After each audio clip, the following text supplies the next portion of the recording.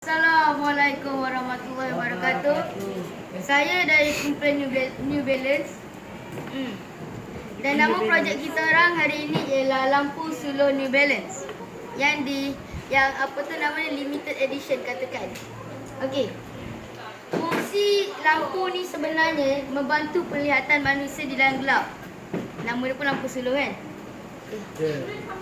Lampu ini berwarna merah. Bahan putih. Bahannya ialah cardboard, kertas, timah, penyimpan makanan dan set mentol. Alatannya pula, alatan yang digunakan ialah hot glue gun, dia punya ubat, pisau lipat digunakan, pita selofan dengan bateri untuk bahan nyala.